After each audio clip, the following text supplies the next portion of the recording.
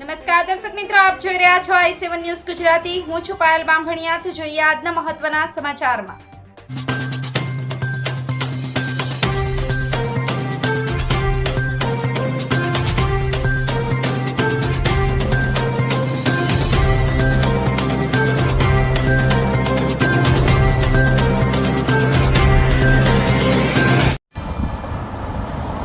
હિંમતનગર ખાતે આવેલ જિલ્લા સેવા સદન અને કલેક્ટર કચેરીમાં ગંદકીનું સામ્રાજ્ય અને ઘોર બેદરકારી જોવા મળી।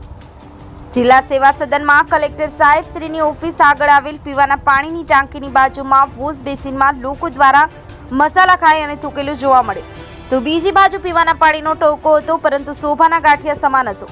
પીવાના પાણીના ટાંકા ઉપર મુલાકાતીઓ માટે પીવાના પાણી તો ઠીક, ગ્લાસીઓ માટે ગ્લાસની પણ સગવડ ન હતી। સાથે સાથે બાજુમાં પુષ્કળ પ્રમાણમાં ગંદકી હતી। અત્યારે તાપમાનનો પારો ઘણો જ ઊંચો જઈ રહ્યો છે, ત્યારે કલેક્ટર કચેરીની મુલાકાતે આવનાર મુલાકાતીઓનો ઘસારો જ હોય છે। ત્યારે પીવાના પાણીની વ્યવસ્થા નહીં અને ઉપરથી બાજુમાં ગંદકી જોવા મળી હતી, તો બીજી બાજુ આગ ઓલવવાના બંબા પર એક્સપાયર ડેટના હતા। આગ ઓલવવાના સ્પ્રે પર ઉપરા ઉપરી વીતેલા વર્ષના ફક્ત સ્ટીકરો જોવા મળ્યા હતા।